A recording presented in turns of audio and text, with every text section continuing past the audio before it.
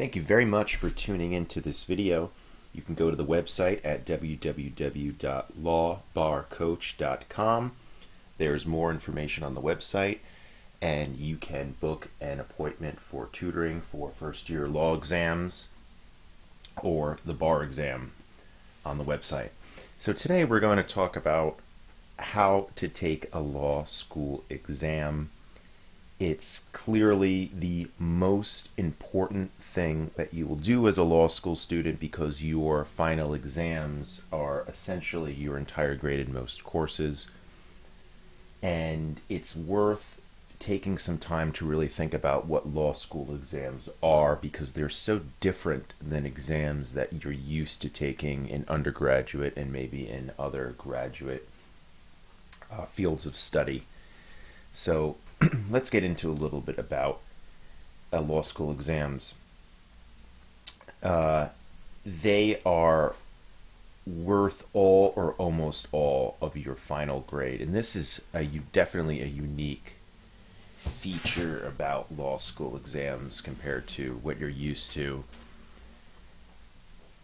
You can call it a final exam, but it really is your final grade. Most courses do not take into consideration your participation, your attendance, homework, papers. There really isn't any homework or papers. It pretty much is go in there for 3 or 4 hours, take an exam, and that's it. That's your grade. So understanding what these are and how to successfully take an exam is incredibly important. And beyond the fact of that your final exams equal your final grade, the first year exams are the most important. And this is true for a couple of reasons.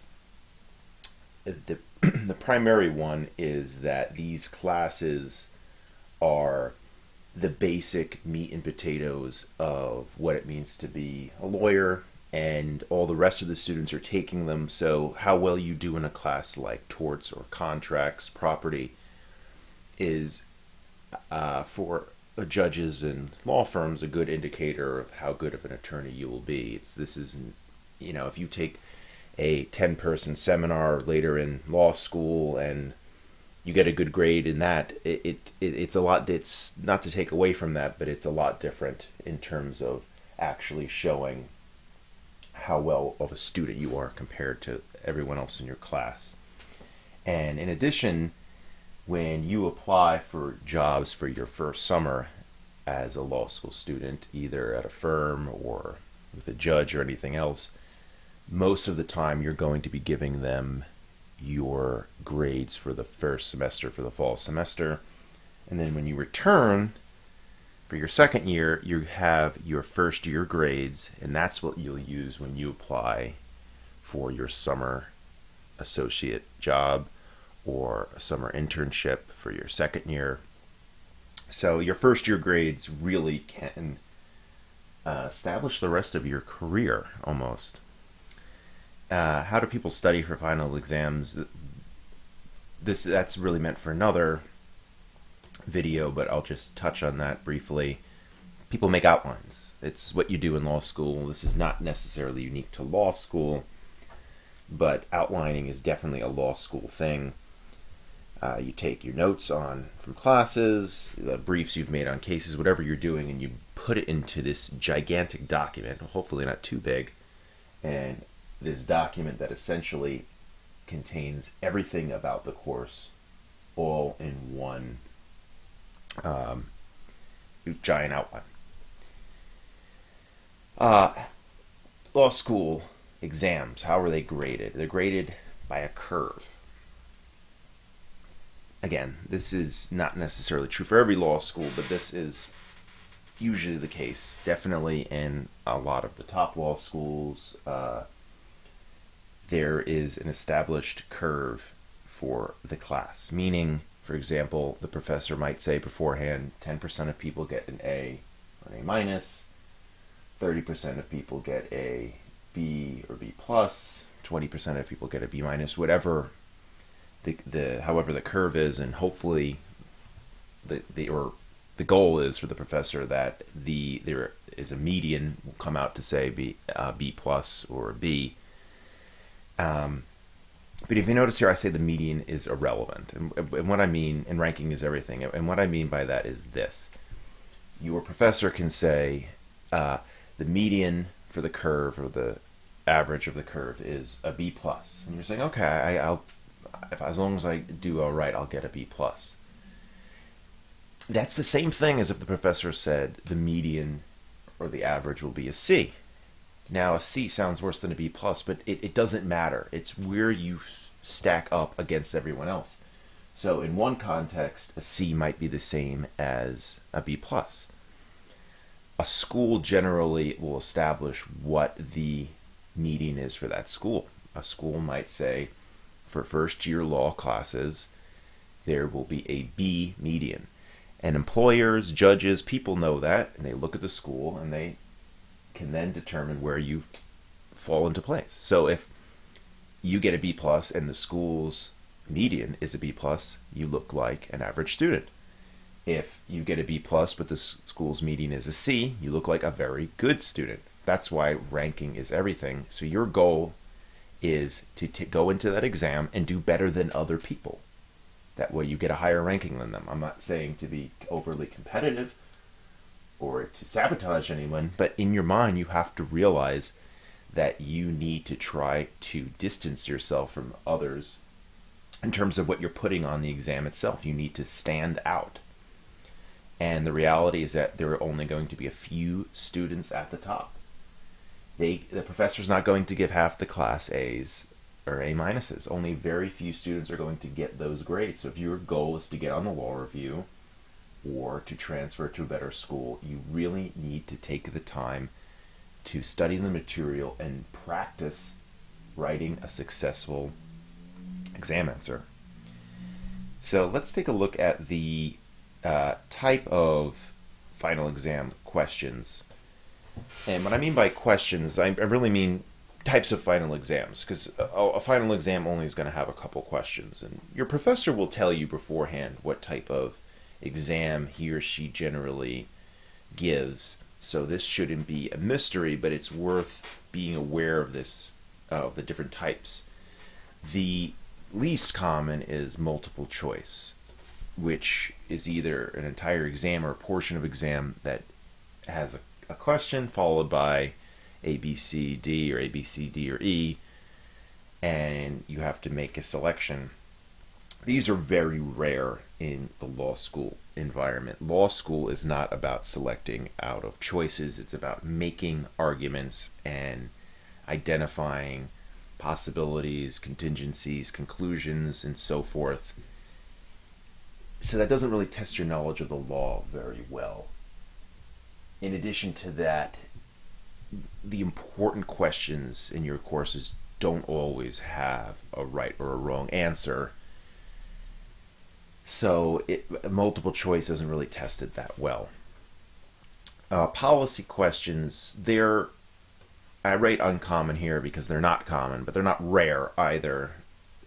Different classes, constitutional law, this might be more common, criminal law, something like that. A policy question is a question that requires an essay, but it is not a direct application of law. It's more of a question about the implications of law, suggestions about how law might change. So it would be, for example, in constitutional law, if you were given a policy question about how the death penalty affects society, and how the law could be changed in order to have a greater societal effect.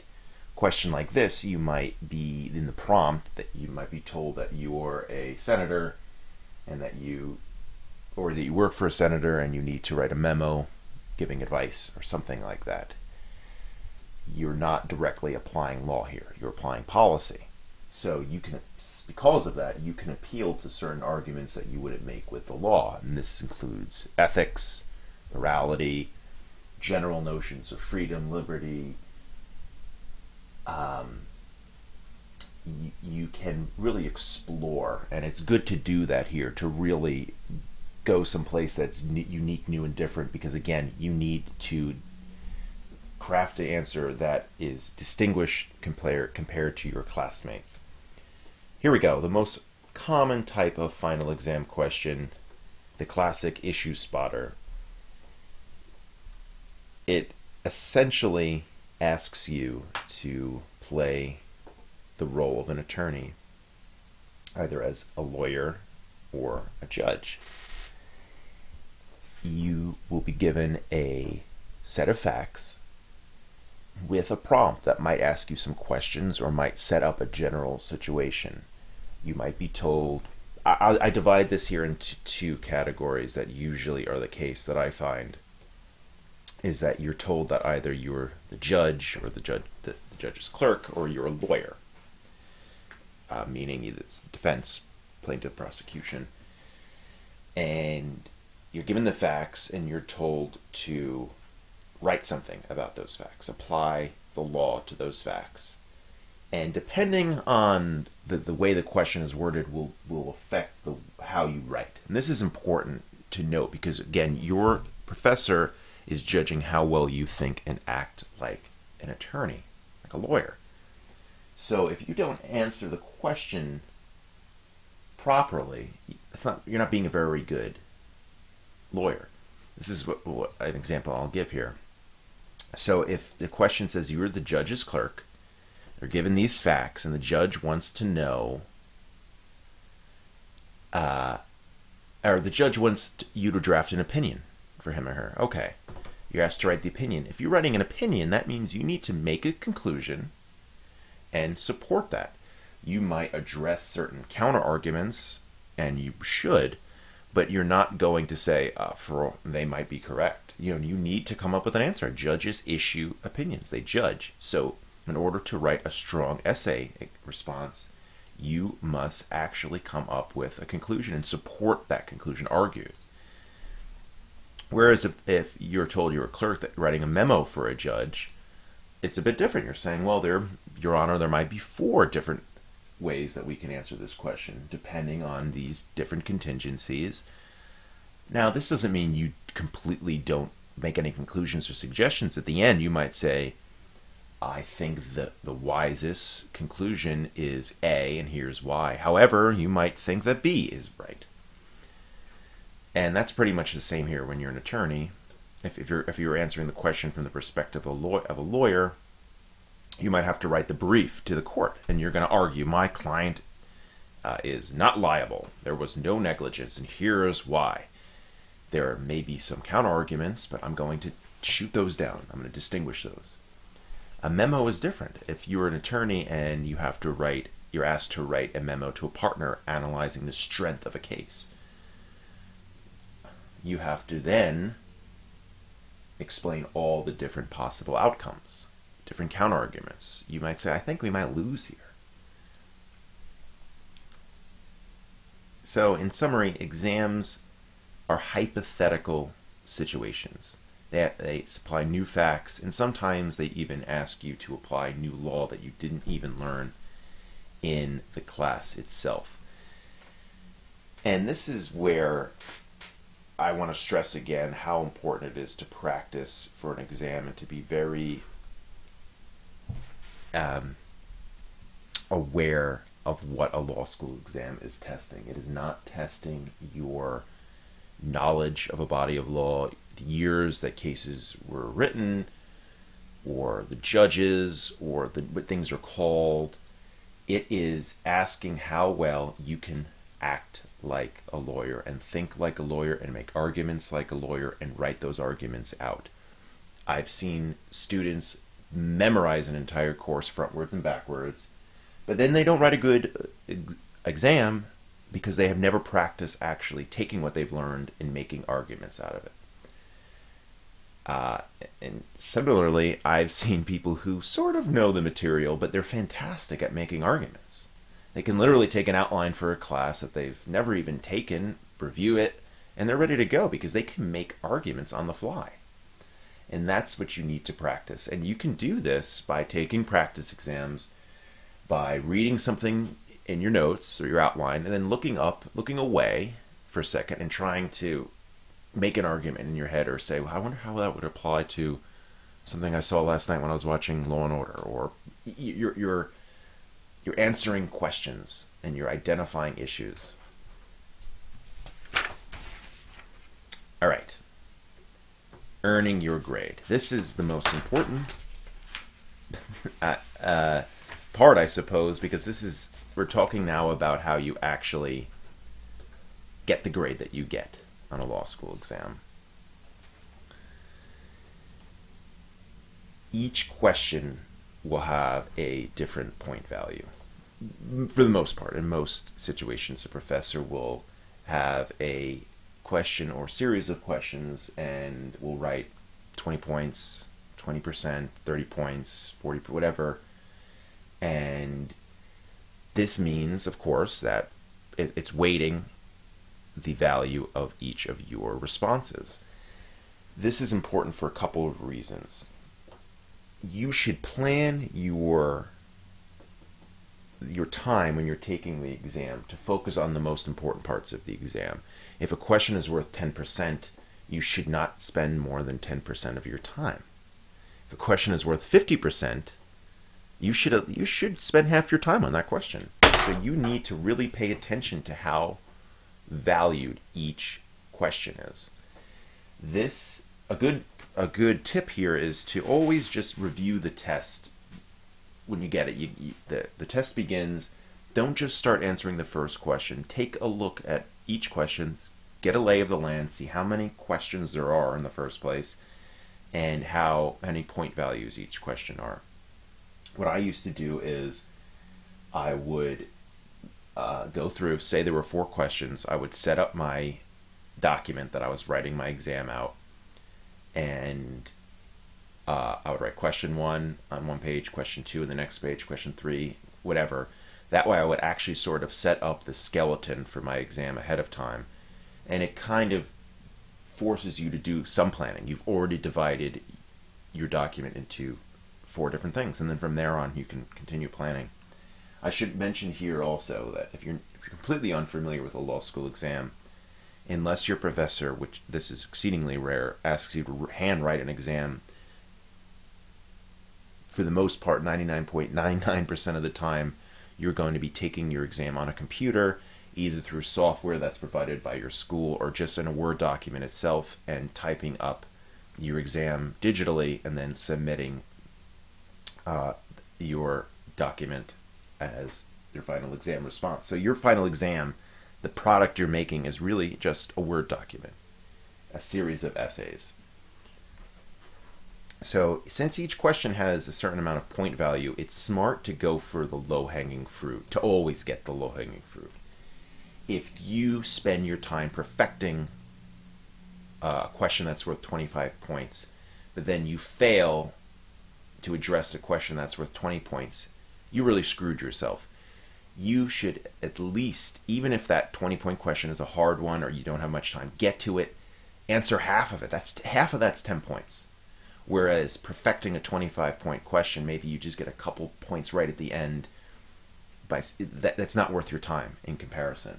Ideally, you want a perfect exam grade, get every point for every question, but that's not going to happen. I'll tell you right now, that never happens. You need to always make sure you get that low-hanging fruit. Never let easy stuff go unanswered because you didn't get to it. Now, there are 2 types of points, I think, or at least this is a good way of thinking about it when you're taking your exam, and this gets back to sort of the low-hanging fruit a bit. There's the auto points, the required responses, the things your professor is absolutely looking for because everybody else has them. It was obvious in the exam question. If you're taking civil procedure and your professor mentioned where the parties lived when they filed the lawsuit, he or she obviously wants you to talk about personal jurisdiction. It might not be that hard to make of an argument, but you need to put it there because the professor says, I taught it, it was obvious, it has to be in that exam. Or it has to be in your response. Those are the required responses. The professor goes in, puts a check. It's there. And then there's the skill points, I call them, or whatever you want. That's when you go outside the box. You add things that aren't in other exams, that aren't that obvious. So, like I said, the example of the civil procedure, you covered personal jurisdiction. Yep, that has to be there. It's required. It's very obvious. Everybody has that. But then you might add some interesting constitutional argument that you think might be relevant. And you go above and beyond explaining it and how it might apply. You know, something that is a really interesting argument and that goes outside the box. And I'm not saying you have to go crazy. What I mean here is that you're identifying issues that might not be so obvious and making arguments that are a bit more intricate than other people. You don't have to do this. You don't have to do it for every question, but where you can, where you're an expert on something, where you feel strongly, make sure to add, to show that, add your flair, and you can get those extra skill points. And I like thinking of it this way because your default should be, oh, let me try to get the auto points. Let me try to get the points that I know the professor's looking for, and wherever I can, I'll add the skill points in. I think that's a good way of looking at it. Standing out from the crowd. I've said this already a bit. You're not the only person who took your class, who heard what your professor said, who wrote down something interesting your professor mentioned, who read an article your professor wrote, who went to the review session. It's your professor is going to read dozens and dozens of exams, and they're all going to sound very, very similar. You would be amazed at the similarity between exams. Even when you think, oh, I'm brilliant, I found personal jurisdiction here, and I know I'm right, I did it. You're not the only one that did that. You have to, and like I said earlier, these exams are curved. If you did the same exact thing that everybody else did, at best, you're average. And then if you were wrong on a couple things or you missed some things, all of a sudden now you're creeping down lower and lower and lower. So that's what makes law school exams difficult. If you just give the basic responses that are correct and that you learned in class, you're average. You're not going to stand out from the crowd. And if you're having trouble, you're just going down from there. So this is what I think is a good way of focusing your exam. The easy stuff, be a little brief with that. I'm not saying to not make the full argument, but I'll put it back to the personal jurisdiction example. If the question has an obvious issue about personal jurisdiction, you discuss that. You don't need to write a book about what personal jurisdiction is. You don't need to start citing to all these crazy cases that barely relate. You just need to identify the proper rule of law, apply it soundly, maybe mention a couple counter arguments or a couple facts that need to be known or how certain facts come into play, and then you move on. Why? Because your professor is going to be looking at dozens of exams that all have the same exact answer when it comes to that point. And if you go on and on, it's going to distract. Your professor is sick and tired of reading the same thing over and over again, but it needs to be there. So you just need to be brief with it. So it makes your professor happy because you're not boring him or her to death. And not only that, but it allows you to focus on the stuff that's unique. It gives you time to focus on the stuff that's unique. And it allows that to stand out better when a professor looks at your exam. You spend a paragraph doing personal jurisdiction, and then another paragraph with some really interesting constitutional argument about why in this interesting circumstance personal jurisdiction should not apply contrary to established rules. Your professor reads it, that's interesting. Maybe I'll give him or her a skill point for that. But if you were not brief on the easy stuff, that might have been lost in the shuffle. Giving your professor what he or she wants. This is sort of icing on the cake, if you know what I mean. I'm not saying to spend your time getting in your professor's mind, but all else being equal, it's a good idea to remember that you have an audience of one, and that's the professor. They're going to have favorite cases, favorite legal scholars, certain ways of policy leanings that they might have. And some professors, for instance, might focus on economics. They're a big economics person. You might want to talk about the Coase theorem. You might want to talk about how rational players in economics in a contract, who knows what it is, but to try to throw that kind of stuff in there that they like hearing. And how do you know this? Because they talked about it during the class. And this is really icing on the cake, is predicting what a professor will ask. I'm not saying that this is necessary or that you should do this, but it's something to consider. And this occurs if you can, first of all, if you can look at the past exams that the professor has had, you might notice a pattern. And you might also notice certain types of questions that they ask and that you could prepare for. The reason why it's good to predict maybe what a professor will ask is A, like I said, so you can practice answering a certain type of exam question that you might not have expected. And B, if you have time and you don't know and you're deciding what to study, well, you might study the topic that you think will be on the exam. That makes sense? All right, taking the exam. We've mentioned a lot of this type of stuff already, but it's worth laying it out in this way.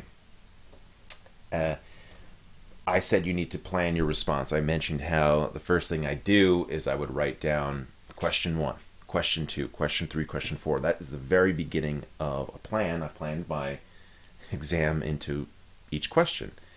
Then beyond that, you need to plan each response. So first things first, read over the facts, write down some notes, underline things, take your time. It's not a race, first of all, and if you start going on and writing, you're never going to really go back and review the facts again, because time's going to start ticking away. Who goes back and reads the facts again? I mean, you're half an hour into the exam. Like at that point, you're saying, oh, I gotta be writing, I gotta move on. So take your time up front. Take a couple minutes, read through the facts, circle things that, oh, this is interesting. This is going to be big, and underline. Do what you need to do. I mean, I can't really tell you there. It's individual preferences. But what I do suggest is that your exam answer should be structured by each issue. As you're going through the facts, you're going to be finding issues. Oh, is there personal jurisdiction? Okay, is venue proper? Was summary judgment correct? What did, you're working your way to the final question, whatever that might be. My client is liable. My client is not liable. Whatever the case is, but you're spotting all these issues along the way. And a good thing to do here is to go back in your exam. Like I said, I have question 1, question 2, question 3. So whatever question you're on, jot down the issue. Is there personal jurisdiction? Okay, then you continue reading your facts. Oh, they're talking about this looks like venue. And then you go to your exam and you write down, is there venue? So after you've gone through the facts, you're going to look at your exam and you're going to have sort of a nice structure. You're going to have each issue laid out. I mean, more the better, obviously. And so, like I said, an issue might be, was personal jurisdiction proper? All right, now I'm going to start answering that. So underneath that, I will write my answer. In this case, the defendant lives in state X, the plaintiff lives in state Y, according to law, blah, blah, blah, and you apply it and you answer that issue. Then you move on to the next issue. And when you've answered each issue, you can then, at that point, write a conclusion or whatever you would like. But then the exam answer is done. You move on. Stream of consciousness. This is hard for a lot of people to wrap their minds around. They're used to writing things that are very well planned out, very logical, with a nice flow. Law school exams are not like that. Law school exams are not like briefs. They're not like memos. They're not like opinions. This is essentially the act of you telling your professor what's inside your mind and how you think. That's why it is essentially a stream of consciousness. Your law school exam, is not a very well written item in the sense that it's jumbled. You have the issue, and then underneath that, you're going to be writing everything you know about that issue and how to answer it, and how to answer a question. And it's okay to go stream of consciousness. You answer it, and all of a sudden you might think, oh, I know of a good counter argument. But then just start writing. Be like, here is a counter argument, colon. And then you might think, oh, well, what about... And then you say, okay, I'm going to write, here is another consideration, colon. Whatever comes into your mind, get it onto the paper. Do not worry about strict conventions, writing conventions. Get what's in your mind onto the paper. You are not graded on grammar, how well you can write, things like that. Now, obviously, some professors might say that they do grade on that, or, and of course, it's very obvious that the better grammar, better writing makes it easier for your professor to read. But the idea is get what is in your head on paper. If you walk out of that exam room and you left something in your head that was good, you made a mistake. Get it on the paper. And that's why I say essay structure is rare. Unless the question specifically says craft a brief that is, and you know that your professor wants it to actually look like a real brief, then maybe in that instance you do have to structure it properly. But other than that, your exam should really be sort of like this. Let me write it out here. So if you had question 1, and then you have your first issue. Oops. So it might be, is there personal jurisdiction? Is venue proper? And all these different ones. So, and then here, this is where you get into the stream of conscious is, right? And this part here, when you're actually answering it. Yes, because according to a consideration is that a counter argument is that, and you're getting into everything that is in your mind, getting it out, and you're answering this issue and everything about this issue here. Then you go to the next one, same thing. And then you do that for each issue, and then you work your way to a conclusion. The conclusion might be a definitive conclusion, saying, this is almost certainly how a court would rule, or it might be, well, a court might rule this way. That's where you sort of balance and weigh the likelihood of different outcomes. We'll get to that later, though. And this here is something just to kind of remember. This you don't have to, if you in legal writing, you learn different schools have different methods, but the IRAC, issue, rule, application, conclusion, is a nifty way of organizing a piece of legal writing. You state what the issue is, you state the rule, you apply the rule to the facts, and then you offer a conclusion. That is true. That's how you should think about creating a logical, legally sound argument. But it doesn't need to be structured so perfectly like your legal writing does. But definitely keep that in mind, because if you miss one of these, then you're not being a good lawyer. If you have no rule, you've stated an issue, and then you just make a conclusion without actually stating what the rule is, well, that's not being a lawyer. You're just taking a conclusion out of thin air. A judge doesn't want to hear that. The judge wants to know, well, why are we here? What's the issue? What do you want me to decide? What's the rule that I should be using? Where'd you get the rule from? All right, how does that rule apply to these facts? And what's the conclusion? So, issue spotting. Issue spotting is the name of the game when it comes to answering a law school question. Like I said, as you're reading the facts of the case, you're going to be jotting down different issues, like, is there personal jurisdiction? Is venue proper? Things like that. Things that need to be answered in order for a lawyer to analyze the case. I also said that there are certain obvious things the professor wants to know. Personal jurisdiction might be one of them. You need to identify that issue. A good lawyer has to identify that. And there are a lot of things that you learned? Was someone negligent in torts? Was there consideration in contract? These basic things that are going to be sticking out in the fact pattern that you have to identify them, or your professor is going to say, what kind of lawyer fails to see that there was an issue regarding whether there was consideration in a contract? You need to identify the obvious things. Then you need to start identifying the non-obvious to go above and beyond. Something about parole evidence maybe in contracts that wasn't something that wasn't very obvious. Well, your issue might be, should this be considered parole evidence? Identify what is missing. And what I mean here is what facts are missing. The idea is that you might say, this might be an issue, something might be an issue depending on the facts.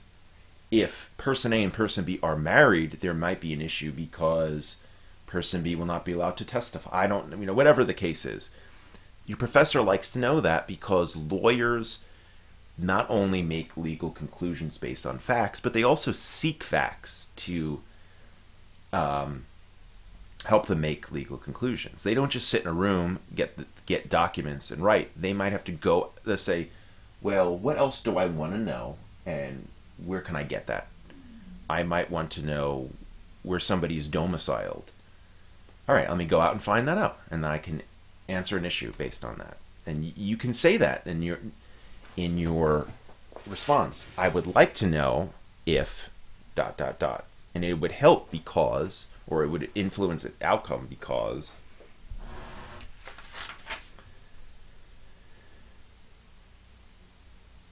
sound legal arguments. Being a lawyer is making legal arguments. You're not just making arguments. You're not just arguing. You're not saying, I think it should be because I want it to be that way, because it's good, because it's beneficial. You need to appeal to logic and reason. You need to say, this is unacceptable because it is unreasonable. It is unreasonable because it violates what the courts in this state identify as reasonable behavior in this instance. According to this case, the judge said something was unreasonable, and that should apply here. That's sound. So you should be very comfortable applying rules versus applying standards. We can get that into a different video, but understanding if something passes a bright line test and is a rule, or is more towards a rule, or if something is flimsy, it's more for a finder of fact. It's a question that needs to be answered, and we'll get into that. But to understand, to really be familiar with understanding whether something is a hard and fast rule, or if it's a more malleable standard. Find out what the buzzwords are for your course by writing them down during review sessions, looking at your outline, things that are repeating over and over again, and make sure to put them out in your exam responses. You can make a little word box or something in your outline of different words you want to use. So in torts, reasonable person standard, meeting of the minds in contracts. There are different buzzwords and I call them buzzwords, that might not be the best. They're terms of art. They're legally accepted terms that stand for something. Don't make up your own language. Use what you've learned. I think of it this way almost. If you were writing an exam about football, you use football terms. Line of scrimmage. You don't start making up what that is called. You use the correct term. And that's exactly what you do in law. You have to use the terms of art that we as scholars have identified. Next, apply the law. And I was saying this before, oftentimes it's very easy to jump to the conclusion. Personal jurisdiction shouldn't be allowed here. It clearly fails. What do you mean? Why? Why does it clearly fail? Because the law says that. Well, what law? There's this case, Supreme Court case called... there's the law. Appeal to logic. Try try to stay logical. State whether or not the facts fall or similar to another set of facts. Why are they similar? If something meets a certain test, why does it meet that test? What is sufficient? What is necessary? Think along those terms. And where possible, cite to authority. This includes cases, general legal principles, and statutes. Now, this is an interesting one here. Certain professors like it more than others to actually cite to cases. Some don't want it at all. In constitutional law, yeah, you're going to need to cite to certain groundbreaking cases that support law that you're trying to apply.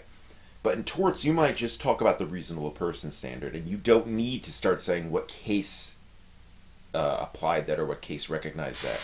We know your professor knows what the reasonable person standard is. Same, even in constitutional law, if you're applying rational basis, you might say, "Oh, this case established that rational basis is the proper test here." But you don't need to start citing to a case to say what rational basis is. Rational basis is an accepted legal principle. So I would say this: cite to authority when you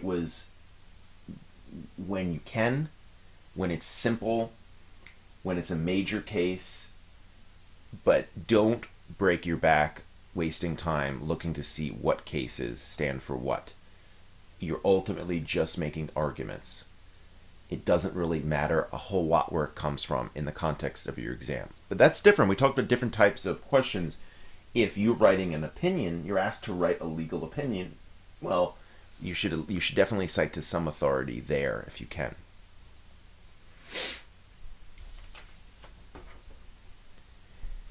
Conclusions. It's funny, if you take a math test, ultimately your professor wants an answer, right? In law school, people can sometimes forget that your professor even wants an answer because everything is so... There's never an answer. There's never a right answer. So we sometimes forget that your professor might want an answer. So your professor, in the question, like I said, if it's write an opinion, write a legal opinion, you need to come up with an answer. The judges don't issue legal opinions that don't have a disposition of some way. They ultimately make a conclusion. But even if it's just a memo, you're asked to write a memo or just asked to analyze something or to spot issues, making conclusions can help your exam stand out from other people who aren't that good at making conclusions or fail to make a conclusion. It just adds to round out the quality of your response. So a good way to do that is to list the possible outcomes, discuss the likelihood of each outcome, and if necessary, or if you can, then actually state a conclusion. So, like we said, an issue might be whether or not there was personal jurisdiction. Well, if the court applies this rule, there might be personal jurisdiction. A court might instead apply another rule and there wouldn't be personal jurisdiction. However, I think it's very likely the first rule will be applied because in this case, something about the facts, it's the majority rule, who knows. I think that this will likely be the conclusion. I would always preface by saying likely will, probably, maybe, almost never, unless you're asked to be the judge or you are writing a brief and you need to be an advocate, should you ever make a conclusion. Final words. Never done. Be confident. This is incredibly important. Your final exam is 3 or 4 hours, maybe even less, and that's the only time that you get to show that you're a professor, that you understand a subject, and that you can think like a lawyer. Even if you don't even totally know something, a certain part of the material that well, pretend you do. Just say, well, I'm going to assume it's right, because it's all I can go on here. The more confident you are, the more quickly that you can get through the exam, the more positive you'll be, the better you'll be able to focus. And it will come off when your professor is, I promise you it does. When your professor is reading your response, the more confident you were when writing it, the more apt your professor is to recognize a good quality response. I'm not saying to take something that's wrong, pretend it's right, and hope the professor doesn't notice, because that was stupid. But what I mean is, if you're shaky on something, you have to just take a risk. And in that sense, there's no need to be perfect when you're taking your exam. If you're having trouble on a question, you might need to move on. Get the low-hanging fruit. Identify the basic issues. Identify what's going on. Write something down. People sometimes call this word vomit. Just get stuff on the paper and move on. Nobody, not even the A exams, will fully answer every single question. The best exams will be those that are most efficient compared to the person who's taking the exam. Meaning, if the person isn't good on one area, all right, for that question, he'll do his best, write what he knows, and then he'll move on, find the stuff he's great at, and then spend more time on those questions, add more arguments there.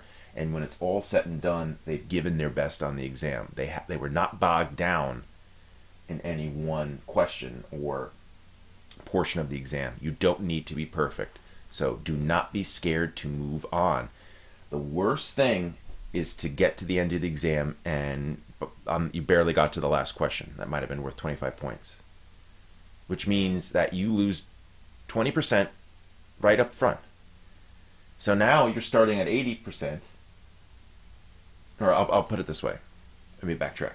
If the question is worth, say, 25 points, there's 4 questions, they're each worth 25 points, and then you get to that last question, you barely have time for it, you only get 5 points. So you're starting at an 80% right there. And then who knows how well you did on the first half of the exam.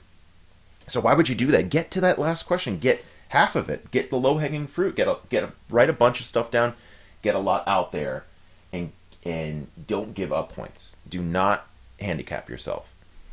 Remember to say something novel, new, or insightful. Don't just give the same exact standard answer that everybody else in the class is giving. Try to stand out. Take a risk. Your professor will appreciate a risk. Plan and then write. Don't go overboard, but have some idea of what you're doing, especially when it comes to identifying issues, because you're going to forget. You're going to read through the facts, you're going to identify 8 issues, then you start writing, and you're only going to remember half of them. Write out what those 8 issues are, and then start writing beneath each issue. Write your answer. And with that, I wish you a lot of luck. You can visit the website, www.lawbarcoach.com. for more information, and if you need a tutoring appointment, I'm more than happy to help you with exam taking tips, practicing exams, practicing making legal arguments, and the material itself. Thank you.